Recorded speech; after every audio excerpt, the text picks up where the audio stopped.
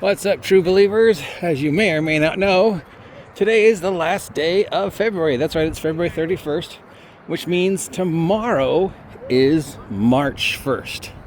And if you've been a fan of my channel for a while, you might know that as of March 1st, the entire month of March, it's Megapower March, where we dedicate the entire month to making random superheroes. That's right, we explore the interweb, find as many different random superpower, random super character generators as we can. We generate the characters live, coming up including with origins, and I've already had one origin suggested to us. And then at the end of the month, we post them all on the Substack or the Rumble or the whatever you call them, and then maybe they'll appear in the next product from the Shadowdark Vigilantes line. In fact, they're gonna appear in the next product from the Shadowdark Vigilantes storyline, because all the characters we made last year and the year before ended up in Vigilantes for Shadowdark or in the Seths Gear and Ammo specials that we did. So yes, there are at least 15, 17 sites that I know of, and every year that we do this, we stumble across new sites. I try not to do repeats, but sometimes we'll stumble across the same random generator, but with a different link. And, you know, because I'm dyslexic and don't pay attention, so there's sure the repeats. Now, we've had one theme suggested to us, dealing with like Big Pharma and Big Pharma making a mistake, which kind of goes with the whole NXT, NZT push, mysterious chemical tomorrow people theme that I've had trying to run through. I've tried to make a game before inspired by push / the NZT verse, Limitless. I don't know, it's weird because, cinematic television movie doesn't really translate well to ttrpg, because the explanations for all the powers are all based upon the movie.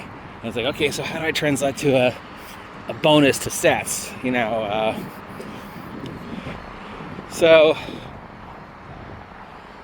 yeah, and that was actually, obviously, chemicals was a running theme through Shadowdark Vigilantes, or Vigilantes for Shadowdark.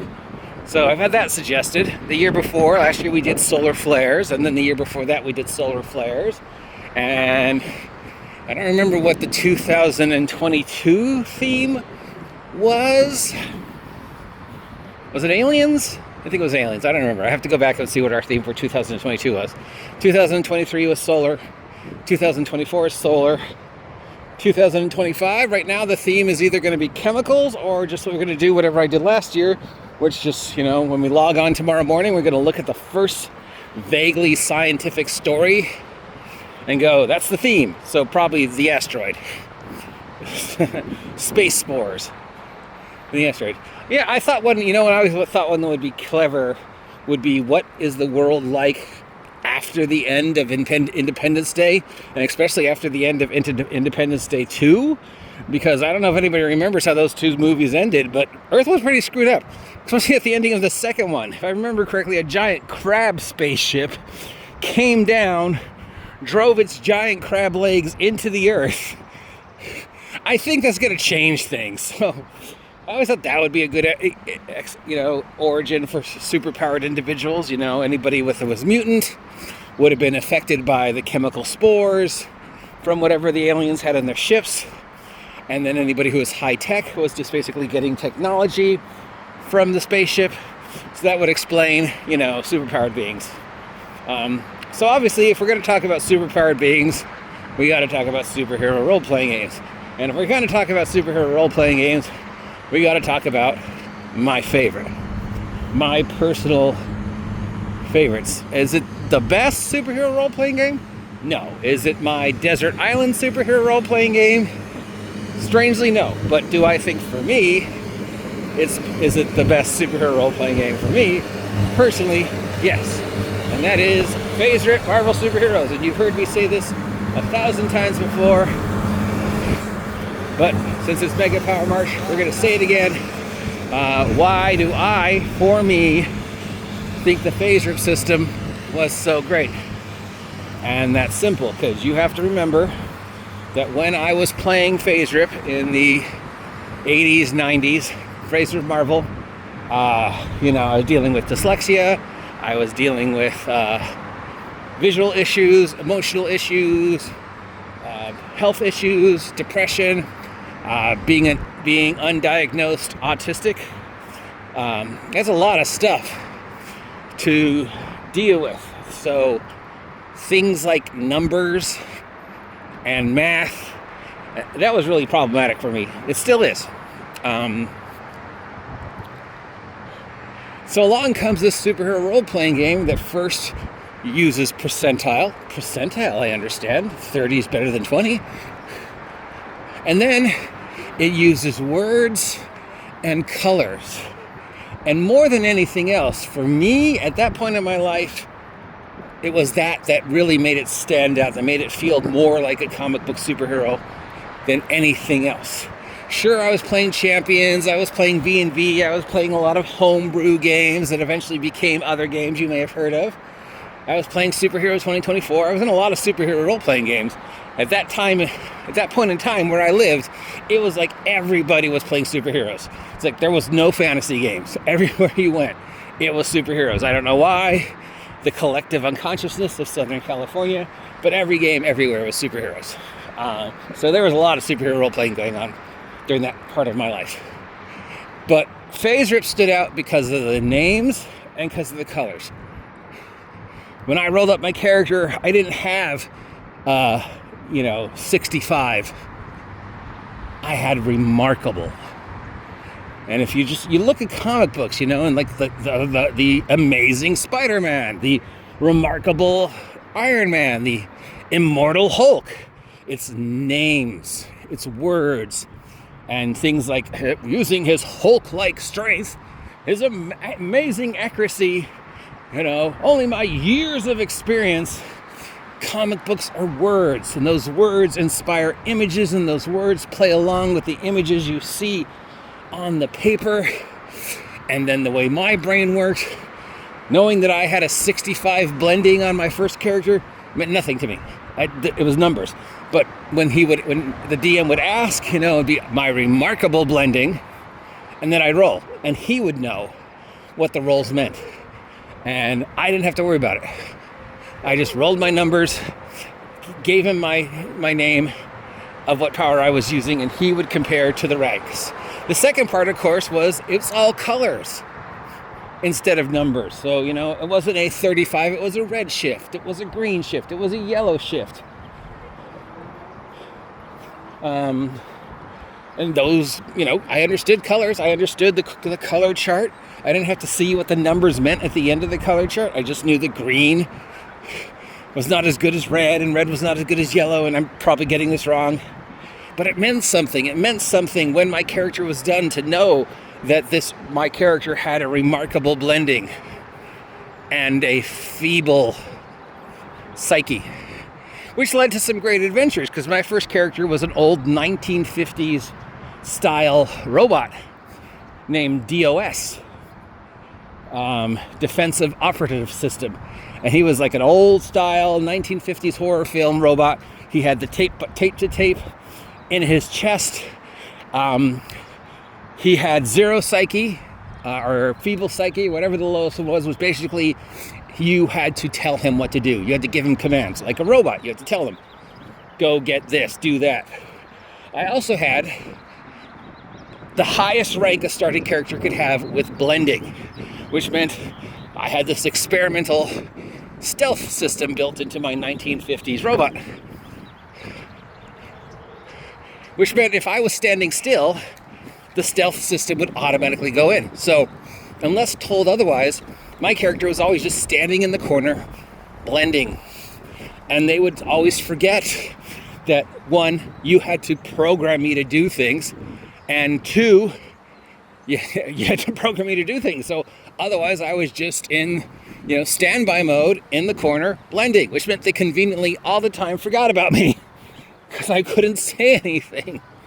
I also instead of having all the contacts, you know, because in Marvel, you got contacts like, oh, what are my contacts? Oh, Chief Commissioner Grady and a reporter. We didn't have contacts for my character. We had the pre-programmed phone numbers that my character knew to dial, like the pizza delivery guy and the ambulance, and the numbers that the rest of the group might need to call on a regular basis. So they would go out and adventure, and inevitably it would be somebody would go, where's the robot? And then they would remember that they forgot to tell me to tag along. So somebody would have to call the base, tell me where I was, and then my robot would roll out and help in the fight. He was just a great, silly character. Eventually, we made different characters because all the characters in that team were pretty pathetic. We'd all rolled like one really, really great power and like one really, really awful. Like one guy's character was basically a bartender because he had ice control, but he had ice control at feeble. So all he could do was, you know, raise and lower the temperature of the drinks and make sure the drinks were always ice cold. And that was the extent of his power. So yeah, you know, he might have won all the world's best bartending contests. My shoes untied. But when it came to fighting supervillains, we were pretty pathetic. There was another guy who had like vibratory powers, but at the lowest rank that you could have as a starting character. So he gave great massages. It's very popular with the ladies, if you know what I mean. Yes, that was probably inappropriate today, but you got to remember this is the 80s and 90s and stuff like that, and teenagers. So yeah, we were a pretty pathetic team. So then we did a different thing with a different group of characters, again, randomly generated.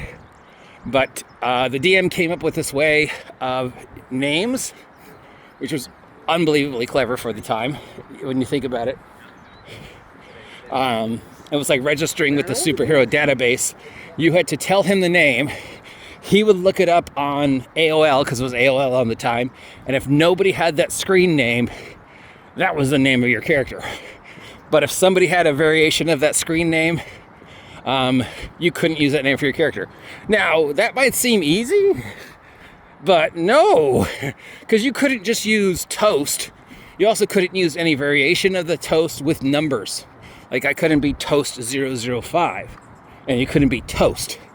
So us trying to think of weird new versions of the names so they could be registered on AOL / registered with the superhero database, which also of course told us a lot about the characters in his world, because every time we came up with a name that was already registered with AOL, that was a superhero or villain that we knew was out there. So the second character I generated was the Rabid Wombat. And the Rabid Wombat was also ended up being pretty ridiculous. He was like a low-rent version of Wolverine. You know, he had the claws, he had the berserker rage, and he had digging, hyper digging. My rage was triggered by milk. Or basically, my rage was triggered if the vending machine didn't give me what I wanted. And then that generally just became a little too specific. So my rage was triggered if I had to wait, I think. I don't know, I have to find the character and see what it was actually triggered by. But it was originally triggered because I tried to get something for the vending machine and I didn't get it. And that's what triggered it for the first time. And so that was my trigger. Anytime I didn't get something right away from a machine, it would trigger the rage. So I had this, Wolverine level berserker rage and hyper digging. So I would rage and start digging. So when we get to the part to come up with the names, and I was like, blah, blah, blah. Nope, that was taken. But then I go Rabid Wombat, which is a magic card. Nobody taken that one. And my friend who rolled up with the character came up, who was a flame character, said Ember. And you would think EMBER would be taken on AOL. Nope. Nobody had done a character named Ember. No AOL. AOL. So I had Rabbit Wombat because nobody had done that as an AOL name. He had Ember. I don't remember the other characters, but if I remember, they were also pretty pathetic. In fact, every time we played Marvel, our characters ended up being more D-list superheroes than Avengers, and we just sort of fumbled our way through success. I think one game we had to fight Mr. Burns, who was a necromancer. You know, it was the 80s, man. It was a bunch of guys taking a break from D&D to play goofy superheroes, and we were just goofy because our powers were goofy. So that's why the knowing that instead of knowing a number, I just had to say I've got remarkable strength, and then I have to roll a red shift. My brain never had to worry. Add to that just the random lunacy of the characters, and it just cemented that game as my favorite. Now, is it my desert island superhero role-playing game? Like, you can only take one superhero role-playing game. Which one you're going to take? It's V&V. Villains and Vigilantes, with me cribbing the description of the powers from Heroes Unlimited. But I could run anything with V&V. And V&V is so streamlined that you could run any character and they work together. Except high dex characters tended to be able to do more things than low dex characters in V&V. The combat system was definitely rigged for high dex characters, which, I don't know, I guess makes sense in comic book terms. That Spider-Man would be able to do more things on a panel than Turtle Man, but when you're sitting there around the table and it's like, okay, 35, and somebody's going, you're like, I don't get to go to 8. It can be just disappointing, but yeah. That would be my Desert Island superhero role-playing game. But, so there you go. Which, of course, leads us to the fact that I'm going to be generating a whole bunch of random characters starting tomorrow. And those random characters will appear in the next Vigilantes for Shadowdark project, which will be, I guess, available sometime after the end of March. So there you go. Hopefully that sounds like something that's fun to you guys, because I do it every year. But don't worry, starting tomorrow, we can start talking about Wizards of the Coast again. Dun, dun, dun!